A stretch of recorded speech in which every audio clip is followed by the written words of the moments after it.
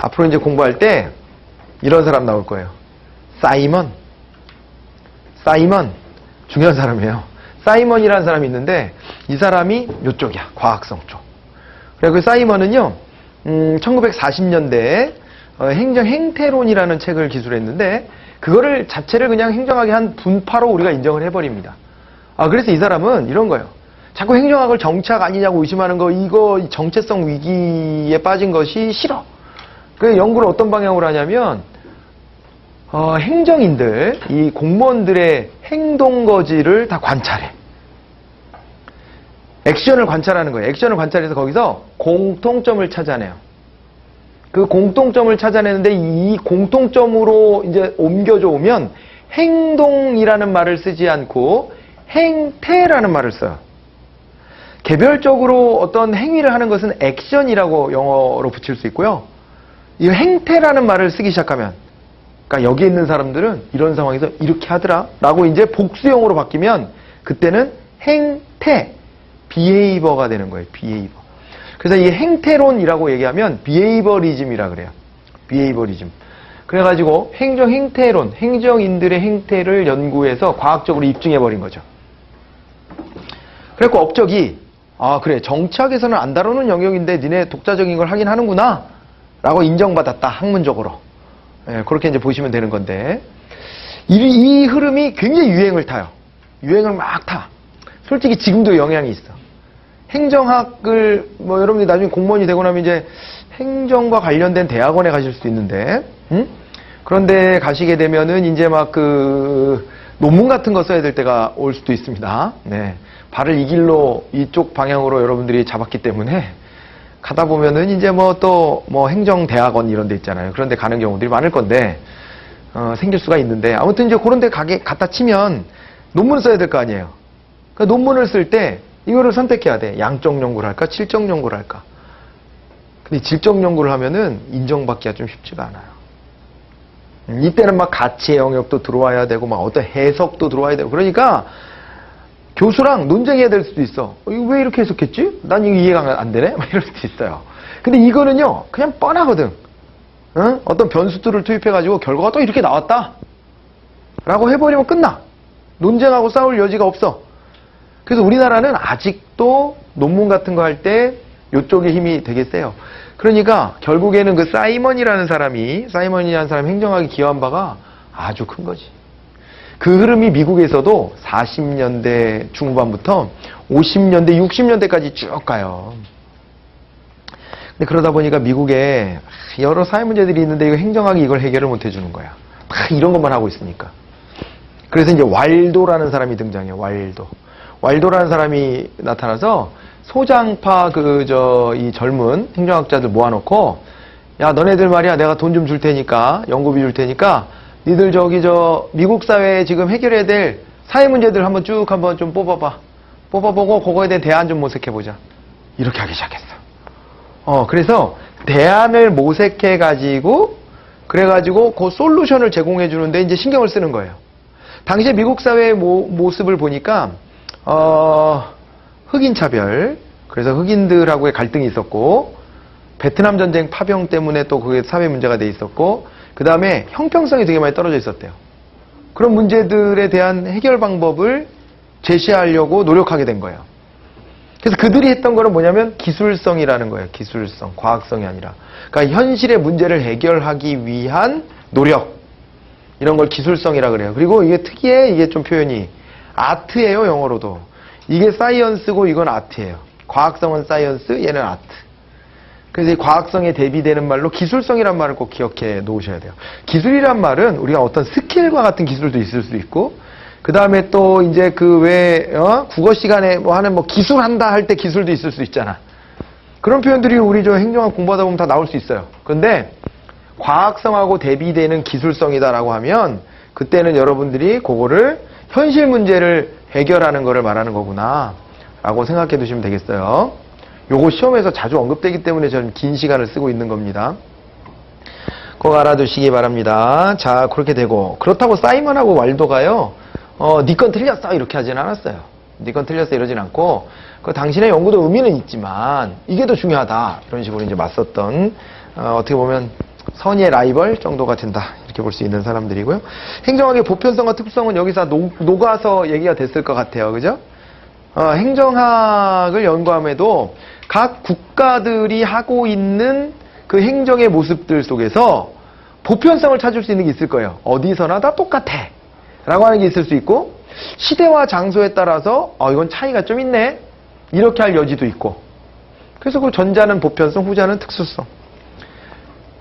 이거에 대한 관심을 갖게 된 것은요, 미국 사람들이 요것도 한 50년대 이후인데, 미국이 이제 냉전 시대에, 2차 세계대전이 끝나고 냉전 시대에 이제 여기 자유주의 진영의 우두머리가 됐어. 그죠? 자유주의 진영의 우두머리가 됐단 말이야. 그래갖고, 자기 편에 들어온 애들을 좀 구제해줘야 돼. 미국은 전쟁에서 한 발짝 물러서 있었잖아요. 미국 본토가 전쟁의 폐허가 되진 않았거든. 그 미국이 이제, 그러면서 이제 자기네가 우두머리 역할을 해야 되니까 그런 경제적인 어떤 힘을 바탕으로 이걸 갖다가 어떻게 해주냐면 원조들을 막 해줘. 여기도 원조해주고 저기도 원조해주고 이렇게 했는데 원조를 해주고 보니까 원조를 해주고 이렇게 했으면 좋겠다라고 뭐 제시도 하고 그랬을 거 아닙니까? 그런데 어디에서는 그게 효과가 나타나고 어디서 효과가 안 나타나고 막 이러는 거야. 어라? 아니 이게 왜 다르지? 이러면서 그 환경적 요인 같은 거 있죠? 행정에 영향을 주는 변수들에는 구조, 인간, 환경 이런 게 있을 수 있는데 그때까지 환경에 대한 변수에 대한 고민을 별로 못하고 있었던 거예요. 환경이 서로 다르면 이게 똑같은 액션을 취하더라도 이게 다른 결과가 될 수 있다는 것에 대해서 별다르게 인식을 못하고 있었던 거야. 그런데 그게 눈에 들어온 거예요, 이제. 그쵸?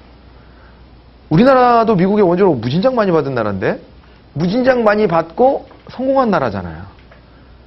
근데 우리나라처럼 미국의 원조받아 성공한 케이스가 별로 없어요. 그렇지 않아요? 우리나라는 진짜 독특한 케이스입니다. 이제 연구 대상이야. 연구 대상이야, 진짜. 나중에 가면 발전행정론이라는 게 있는데 거기 연구 대상이 우리나라야. 그러니까요, 이 연구 대상이야. 여기 어떻게 해갖고 이렇게 성공했지? 할 정도.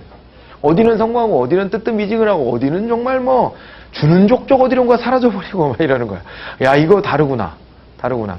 그래서 생겨난 게 비교행정론이에요. 비교행정론. 서로의 차이가 있다. 특수성이 있다. 이것을 감안해서 비교행정론이라는 게 만들어졌는데 그러면서도 비교행정론을 연구하는 학자들은 그러면서도 결국에는 공통점을 찾기 위한 노력은 해. 그러나 차이가 있다는 것을 이제 인식하고 그 차이의 원인이 어디서 왔느냐 이것에 대해서 분석해보죠. 뭐 그런 학문도 만들어져요. 그래서 거기에 보편성, 특수성 이런 얘기들이 있는 거고요. 가치 판단과 가치 중립도 아까 얘기했습니다. 그죠? 우리가 사실과 가치의 영역이 있는데 가치의 영역을 따질 때는 가치 개입이 불가피하지만 사실의 영역을 따질 때는 가치 중립성을 좀 유지해줘야 될 필요가 있다. 이렇게 말씀을 드렸습니다. 그죠? 네. 안 그러면 자꾸 자의적으로 연구 결과를 왜곡하게 될 거예요. 행정학자가. 그래서 그런 걸 못하게 하기 위해서 어떻게 한다? 그런 걸 못하게 하기 위해서 이제 자료를 수집하고 분석하고 이럴 때에는 지 생각이 어떻든 간에 미리 예단하지 말고 이거에 대해 가지고 그냥 지켜봐야 되는 거예요. 자기의 생각이 어떻든 이게 옳다 그르다 이런 개입하지 말고 그냥 그대로 관찰해야 된다. 이렇게 보시면 되겠습니다. 그것이 가치 판단과 가치 중립성으로 연결되는 거예요. 나머지는 뭐 여러분들 한번 쓱 보시면 될 것 같고, 그 다음에 행정학의 이제 정체성의 위기 이런 말이 있죠. 그죠? 행정학의 정체성의 위기. 그건 이제 아까 잠깐 언급해 드렸어요. 그죠? 행정학이 정치 영역에서 그냥 같이 묻어서 연구되던 일 분야인데 이걸 자꾸 떼어내려고 하니까 상대방들이 자꾸 지적하는 거예요. 너 자꾸 독립하려고 그러는데 의심된다. 너 정치학의 일부분 아니냐? 뭐 자꾸 의심받으니까. 그러니까 이제 그 정체성 위기 속에서 아까 행정 행태론 같은 게 등장했다 그랬잖아요. 그죠? 행정 행태론이 등장해가지고, 이제 우리만의 어떤 특성이 있다라는 것들을 얘기를 하는 거죠. 그쵸? 그렇게 하는 건데, 거기 행정학의 정체성 위기가 올 때에는 행정학이 자꾸 정치적인 결정이나 이런 것들하고 연계될 때거든요. 그래서 그쪽에서 이제 왈도나 오스트롬, 니그스 뭐 이런 사람들이 이제 평가한 거예요. 행정학의 정체성 위기와 관련해서 평가한 건데, 왈도 같은 경우에는 왜 그러냐면은 그 전문 직업성에 의해 정체성의 위기를 해결해야 된다 뭐 이런 얘기를 했죠. 뒤에 가서는 그런 얘기를 했는데, 행정학은 있잖아요, 독자성이 좀 떨어져서 그렇다. 그러니까 행정인들의 그 전문성 이런 것들에 우리가 주목해 봐야 되지 않냐, 이런 이제 입장이었다는 거고, 그냥 한번 읽으시면 돼. 오스트롬은 중요합니다. 근데 이거 뒤에 가서 또 나와. 여기서 한번 맛배기고 뒤에 가서 실제로 이거는 미국 행정학의 전개 역사 속에서 아주 상세히 볼 거예요.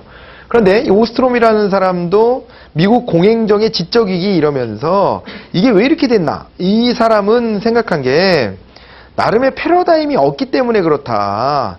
그래서 민주행정의 패러다임이라는 걸 막 제시해요. 민주행정의 패러다임을 제시하면서 기존에 왜 뭐가 문제였냐면 이 관료제가 너무 권위적이야. 권위적이고 독점적이야. 그게 문제다.